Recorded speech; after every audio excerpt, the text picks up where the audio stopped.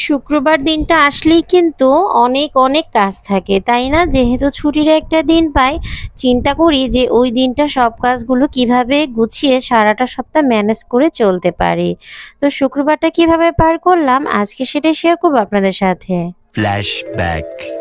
Hello guys, আসসালামু আলাইকুম। সবাই কেমন আছেন? আশা করছি সবাই অনেক ভালো আছেন। তো এই তো দেখেন, আমি সকালে ঘুম থেকে উঠে নাস্তা টাস্তা করে বাসায় চলে গিয়েছি। বাসা থেকে চলে গিয়েছিলাম বাজারে। আর বাজারে গিয়ে দেখেন আমি তো অনেক কিছু কিনেছি।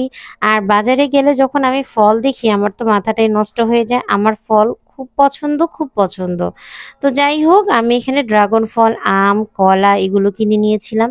সেই সাথে প্রয়োজনীয় বাজারগুলো করে নিয়ে এসেছি। মাছ, মাংস, মাংস বলতে মুরগি আর মাছটাই কিনেছি। আর হ্যাঁ, ঈদের পর থেকে মাছ খাওয়ার জন্য খুবই মনটা আকুপাকু থাকে, মাছ খেতেও মন চায়।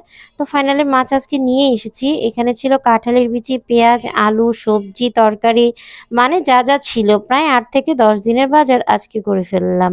আর হ্যাঁ, যেহেতু আমিও জব করি, বাইরে থাকি, সেহেতু আমাকে ব্যস্ত থাকতে হয়। তাছাড়া সংসারের যাবতীয় সমস্ত কাজকর্ম আমাকেই করতে হয়।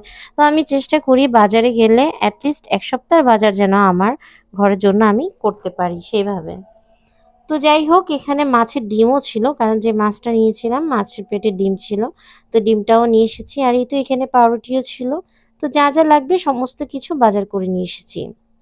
এখন বাজারটা শুধু করলেই হবে না, বাজারগুলোকে সুন্দর করে গুছিয়েও রাখতে হবে।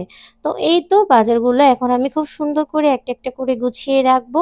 আর বাজারগুলো খুব সুন্দর করে সংরক্ষণ করে না গুছালে সেই বাজারগুলো কিন্তু নষ্ট হয়ে যায়। যেহেতু আমি এখানে 8 থেকে 10 দিনের বাজার করেছি, তো আমাকে একটু সাবধানে গুছিয়ে গুছিয়ে সুন্দর করে রাখতে হবে। এইদিকে আমার কাজের আপাটা চলে এসেছে, তাকে দিয়ে আজকে আমি পুরো কিচেনটা ডিপ ক্লিন করিয়ে নিচ্ছি। সপ্তাহে একদিন পুরো কিচেনটা আমি ডিপ ক্লিন করাই, একেবারে এ টু জেড সবকিছু। কারণ রান্নাঘরে যেহেতু খাবার রান্না করি, সেই রান্নাঘরটা কিন্তু অবশ্যই পরিষ্কার রাখা দরকার। পরিষ্কার না থাকলে খাবার তো রুচিতেই লাগবে না, তাই না? তো যাই হোক, আমি যতটুকু পারি প্রতিদিনই আমি ক্লিন করি। এছাড়াও সপ্তাহে একদিন আমি পুরো রান্নাঘরটাই ডিপ ক্লিন করিয়ে নিই। এতে করে হয় কি, রান্নাঘরটা ঝকঝকে এবং তকতকে থাকে। যেহেতু আমার রান্নাঘরে কোনো চিমনি নেই, সেহেতু আমি দেওয়াল থেকে শুরু করে সবকিছুই ক্লিন করে ফেলি। তো যাই হোক, আমার কাজের আপাটা চলে গেছে, এখন আমি রান্না করে নিব। আর এইদিকে শুক্রবার আসলেই আমাদের চুলোতে গ্যাসটা একদমই কমে যায়। তো কি আর করার, গ্যাস কমলে কি হবে, রান্না বান্না তো করতে হবে। তো আমি এখানে সবকিছু গুছিয়ে নিচ্ছি। আর হ্যাঁ, গুছিয়ে যদি রান্না করেন, সেই রান্নাটা করতে কিন্তু খুব বেশি একটা সময় লাগে না, খুব অল্প সময় দেখবেন রান্নাটা চটজলদি হয়ে যায় আর মন মানসিকতাও ভালো থাকে। তো আমি এখানে সবকিছুই আগে গুছিয়ে নিচ্ছি, যেহেতু আজকে চিকেন তেহারিটা রান্না করব। তো আমি এখানে চিকেনটাকেও কেটে নিয়েছি। আর হ্যাঁ, সাথে একটু মটরশুঁটি দিব, মটরশুঁটিটা ফ্রোজেন করা ছিল। আর এখানে একটু বিফ ম্যাশড রেখেছি, এটা দিয়ে আমি কাবাব বানাবো। আমি কাবাবের জন্য এরকম করে বিফটাকে ম্যাশড করে ফ্রিজে রেখে দিই, যখন লাগে তখন বের করে কাবাব তৈরি করি। তো আমি আজকে চিকেন তেহারির সাথে কাবাবটাও বানিয়ে নিব। তো এখানে আমি পেঁয়াজগুলোকে খুব সুন্দর করে আমি এখানে ছিলে নিব, ছিলে ধুয়ে কেটে পরিষ্কার করে পেঁয়াজগুলোকে একটু টুকরো টুকরো করে কেটে নিব। কারণ আমি পেঁয়াজগুলো চপারে খুব সুন্দর করে চপ করে নিব। আর কাবাবের জন্য এই চপার মেশিনের পেঁয়াজটা খুব বেশি প্রয়োজন, কারণ এইভাবে যেরকম ঝিরিঝিরি করে একদম কুচোনো হবে, এটা কিন্তু হাতে হতে চায় না বা হয়ও না। তো যাই হোক, আমি এখানে পেঁয়াজটাকে খুব সুন্দর করে চপ করে নিয়ে এই যে কাবাবের সব কিছু দিয়ে কাবাবটাকে রেডি করে আমি অলরেডি ভাজতে চলে এসেছি।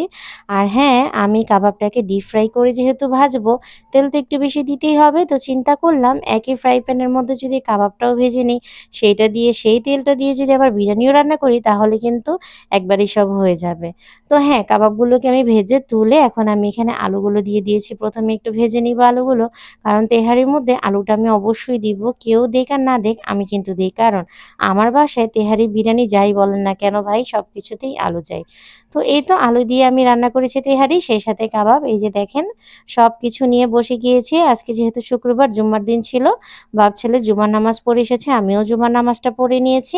আর এখন আমরা সবাই মিলে একসাথে বসে বসে খাবো। তো এই তো আমি গরম গরম খাবারটা খেয়ে নিচ্ছি। খাবারটা কিন্তু অনেক মজা হয়েছিল।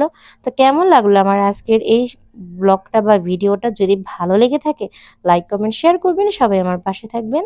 সবাই ভালো থাকবেন। আসসালামু আলাইকুম।